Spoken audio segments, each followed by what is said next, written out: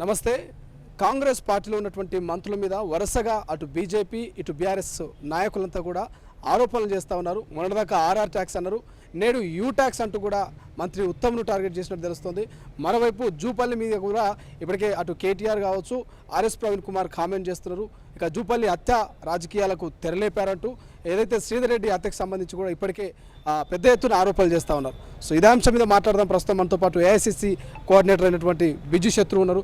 So శత్రు గారు ఎట్లా చూస్తారు? మీ పార్టీకి సంబంధించిన మంత్రుల మీద వరుసగా ఆరోపణలు వస్తూ ఉన్నాయి. 5 నెలల్లో ఇన్ని ఆరోపణలు ఎట్లా చూడొచ్చు? మొన్నదాకా ఆర్ఆర్ ట్యాక్స్ అనేది ఇప్పుడేమో యూ ట్యాక్స్ అంటూ ఉత్తమ్ను టార్గెట్ చేశారు. ఎట్లా చూస్తారు?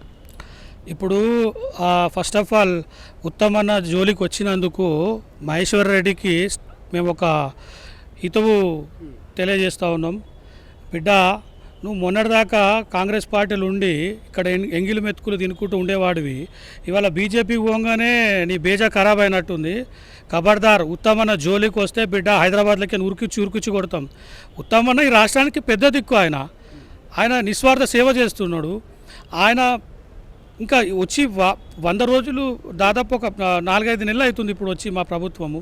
మీరు 10 ఏళ్ళ చేయండి, టీఆర్ఎస్ వాళ్ళు బీజేపీ వాళ్ళు చేయండి, మేము చేసి చూపిస్తూ ఉంటే కళ్ళలో నిప్పులు పోసుకుంటున్నారు వాళ్ళు. ఇప్పుడు మీకు చిన్న ఎగ్జాంపుల్ చెప్తా. ఆయననేమో దేశాని కోసము సేవ చేసి తన జీవితాన్ని సాక్రిఫైస్ చేసిండు ఎవరు ఉత్తమన్న. తర్వాత మళ్ళీ రాజకీయాల్లోకి వచ్చి ఇక్కడ ప్రజల కోసం ఆయన డే అండ్ నైట్ కష్టపడుతూ రాష్ట్రాన్ని ప్రగతి వైపు తీసుకెళ్లాలన్న తపనతోటి ఆయన వర్క్ చేస్తూ ఉన్నాడు.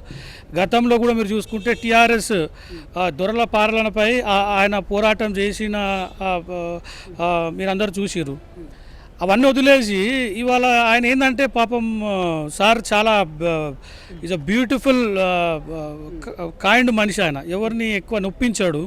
అటువంటి ఆయనను పట్టుకొని ఇటువంటి ఆరోపణలు చేయడానికి మహేశ్వర్ రెడ్డికి నోరు ఎట్లా వస్తుంది? ఆయన ఎంతో మందిని లీడర్లను చేశారు. ఉత్తమ్ కుమార్ 100 కోట్ల ట్యాక్స్ను ఇక్కడ యూ ట్యాక్స్ ద్వారా వసూలు చేసి ఢిల్లీకి పంపిస్తున్నటువంటి ఆరోపణలు చేస్తూ ఉన్నారు. ఇక ఆధారాలు కూడా మా దగ్గర దమ్ముంటే రండి అంటుండే కదా మహేశ్వర్ రెడ్డి.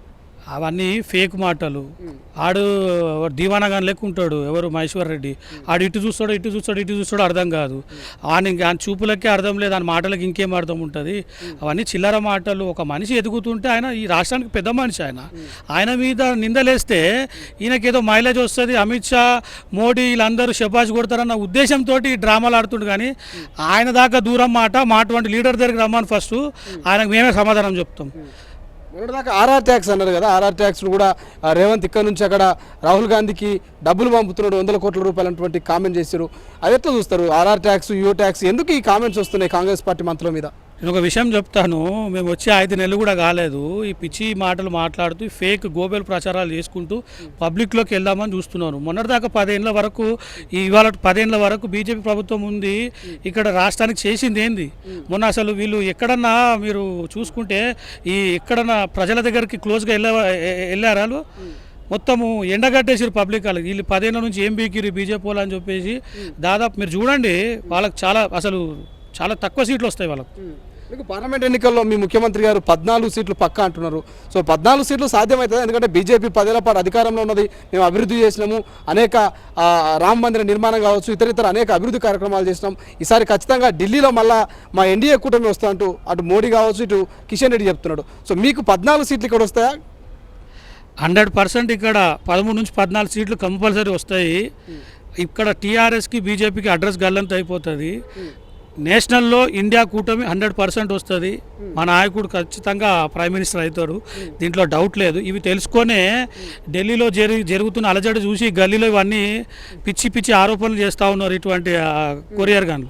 కిషన్ రెడ్డి కూడా అంటున్నాడు బలిదేవత సోనియా గాంధీ, ఆమెను తెలంగాణ ఆవిర్భావ దినోత్సవానికి ఎట్లా ఆహ్వానిస్తారంటూ కూడా కామెంట్ చేస్తారు. నిజంగా సోనియా గాంధీ బలిదేవతనా? సోనియా గాంధీ తెలంగాణ ఇచ్చిన తల్లి. ఈ బీజేపీ వాళ్ళకి ఏందని అంటే అన్నీ ఉల్టాగా అనిపిస్తాయి వాళ్ళకు. ఈ మోడీ ఇచ్చిండా తెలంగాణని ఇచ్చింది ఎవరు? సోనియా గాంధీ ఇచ్చింది తెలంగాణని. ఆమె తెలంగాణ తల్లి అని చెప్పేసి మీరు గమనించాలి. ప్రతి ఒక్క గుండెల్లో ఆమె గుడి కట్టుకుంది. అటువంటి ఆమెని బలిదేవత ఇవన్నీ మాట్లాడము తప్పు. బలి దేవుళ్ళు ఎవరు తెలుసా? నరేంద్ర మోడీ, అమిత్ షా వీళ్ళు వందలాది వేలాది మందిని గోద్రాలలో పొట్టన పెట్టుకున్న వీళ్ళు బలిదేవులు. వాళ్ళని వదిలేసి ఒక స్త్రీమూర్తి అటువంటి సోనియా గాంధీ, తెలంగాణ ఇచ్చినటువంటి సోనియా గాంధీని అట్లా మాట్లాడడం కిషన్ రెడ్డికి నోరెట్లా వస్తుంది చెప్పండి. తెలంగాణ ఇచ్చింది బరాబర్ మా సోనియా గాంధీ, తెలంగాణ తల్లి బరాబర్ ఆమె. బలిదేవులు ఎవరు అని అంటే Amit Shah, Modi. Thank you so much. So ఇది మొత్తం మీద Congress party AICC coordinator Biju శత్రు చెప్తున్నటువంటి పరిస్థితి. సో బలి దేవుళ్ళు మీ అమిత్ షా, మీ మోడీ. సో మా సోనియమ్మ కాదు, ఆమె తెలంగాణ తల్లి అంటూ కూడా ఆయన హితవు పలుకుతున్నటువంటి పరిస్థితి. సో చూద్దాం మరి వరుస కామెంట్స్ అయితే అధికార పార్టీ మీద అటు బీఆర్ఎస్ ఇటు బీజేపీ వరుస కామెంట్ చేస్తుంది అధికారంలోకి వచ్చినటువంటి డే 1 నుంచి నేటి వరకు కూడా. సో చూద్దాం ఆఫ్టర్ పార్లమెంట్ ఎన్నికల తర్వాత ఏం జరగబోతుంది. నిజంగా కాంగ్రెస్కు 14 సీట్లు వస్తాయా, మరి ఢిల్లీలో నిజంగా ఇండియా కూటమి మళ్ళీ అధికారంలోకి రాబోతుందా అనేది చూడాల్సిన అవసరం ఉంది. కెమెరా పర్సన్ అజయ్తో శ్రీశైలం, తొలి వెలుగు, హైదరాబాద్. అసలైన తొలి వెలుగు. ఫాలో వాట్సాప్ @తొలి వెలుగు official.